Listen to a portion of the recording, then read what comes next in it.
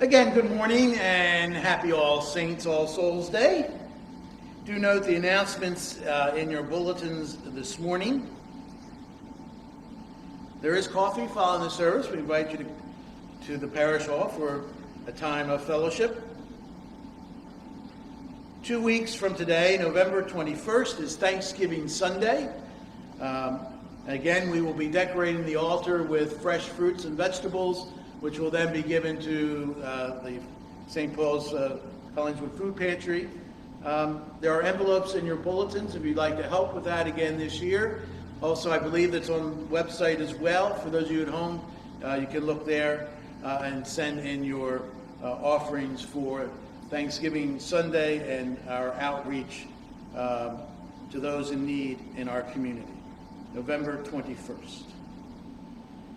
In that same vein, do note the information on ditty bags for seafarers and the list of needed items. They can be left in the tub in the tower.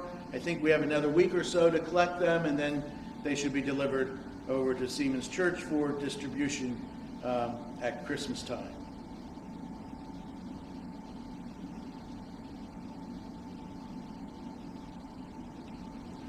This afternoon at 1:30 is the memorial service for Sue Jędrzejewski. We invite your participation and presence at that service and burial in the memorial garden.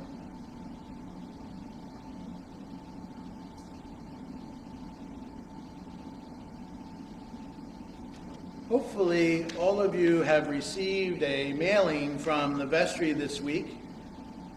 We are now in our commitment and giving time during November, and that mailing detailed some of that effort this year, and we invite your response actually on Thanksgiving Sunday with your estimate of giving cards. And to help us think further about all of this, we'll have a sharing today and a sharing next Sunday as well. So I'd like to invite our senior warden, Joe Sirak, to come up and share with us this morning as part of our commitment and giving program.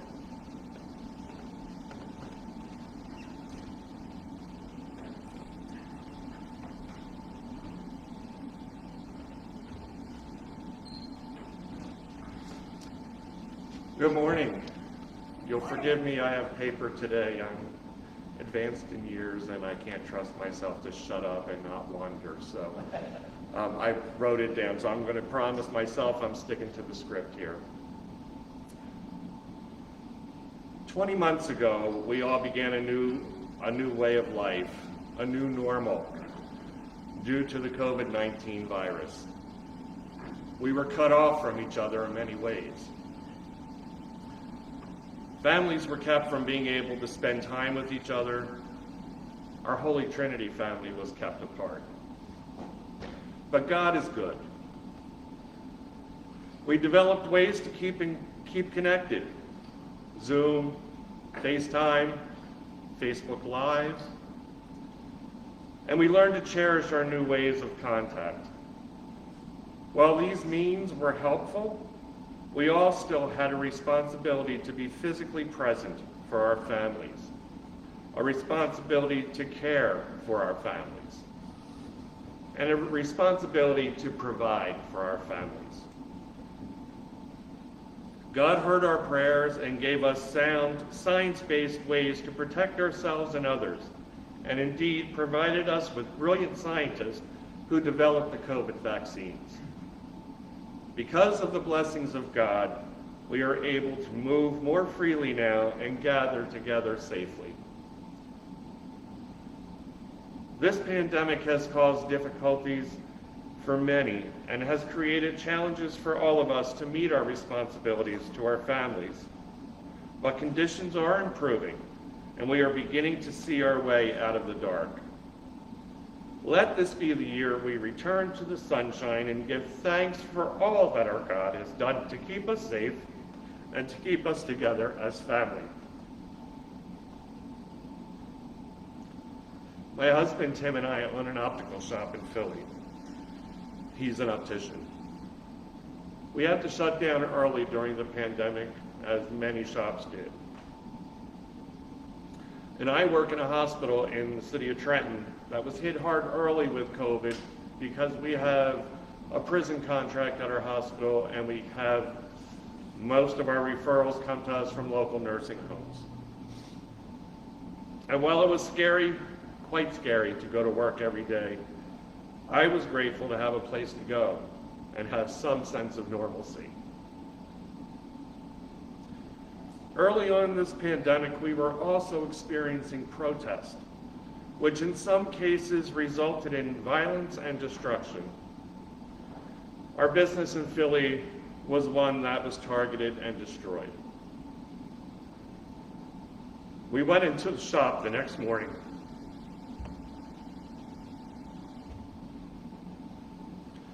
and were devastated to see that pretty much everything was lost. They didn't steal anything, they just destroyed. And then, as I see it, God sent an army of our neighbors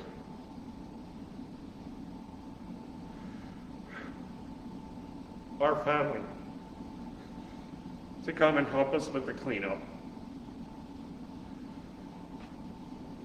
As you can see, I was overcome emotionally at the time, and I still have when I think of it.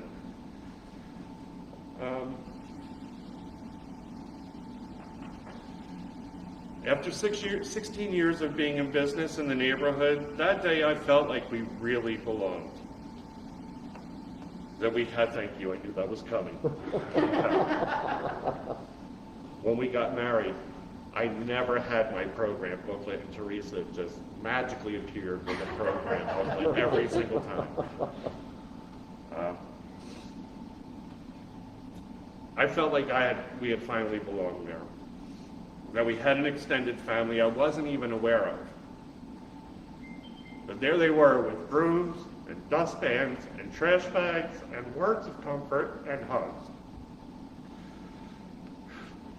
This is what families do. They get in there and they get a little dirty and they lift us up when we need the help. Now's the happy part. We were able to replace everything in the shop and spruce it up, and when we were able to reopen, our new family showed up to support us with their business, and we've been busier than ever. As you can see, my family and I have been truly blessed, and we are grateful for every kindness shown to us. We are grateful that science has helped us to find a way out of this. We are grateful that we've been healthy throughout this time. We are grateful that we were able to move my mother-in-law in and keep her safe as well. We are grateful that we are able to once again physically see our family. We are grateful that we are able to once again be with our Holy Trinity family. Most of all, we are grateful to God, who heard our prayers and answered us beyond our need. Holy Trinity did not escape these difficult and challenging times either. We weren't able to gather together as a community for a while, and we had to quickly find a way to keep us connected. And our online presence was born. Thank you, Teresa. Thank you, Alan. We also weren't able to hold any of our fundraising activities, which helped us to offset the cost of keeping the church operating. And we had to again use some of our endowment fund to meet our obligations. We were, however, blessed with a PPP loan, which was forgiven, to help us through. Our generous family has kept up with their offerings. The bullish stock market helped our endowment to grow slightly, and we were able to use less of the fund than we normally had anticipated. Our God provided for us in our time of need in so many ways. Because of all that has happened, we have a responsibility to show that same kindness and generosity back to our family by birth and our family by choice. During this season of thanks and giving, My husband and I have given thoughtful and prayerful consideration to how we might do this. One way we've decided is to increase our estimate of giving to Holy Trinity. Additionally, we plan to offer more of our time and talent to our Holy Trinity family. And I plan to try and bring along at least one, and she doesn't know it yet, but it's coming. At least one person to Holy Trinity functions, and hopefully to worship here. I've been working the past year. So let this be the year you consider all the blessings you've received and the responsibility you have to your family. I ask that each of you prayerfully consider how you might do this. If you're already giving to Holy Trinity Church, consider if you're able to increase your estimate of giving. If you've never filled out an estimate of giving card, consider doing it, as it truly helps your vestry plan the programming and an appropriate budget for the coming year. If you find yourself unable to commit to financial giving, consider committing to the gift of your time and/or talent. Additionally, think how you might ask a friend, a neighbor, a co-worker to join you at a Holy Trinity event, and then ask them to do so. Let this be the year. Let this be the year. Let this be the year.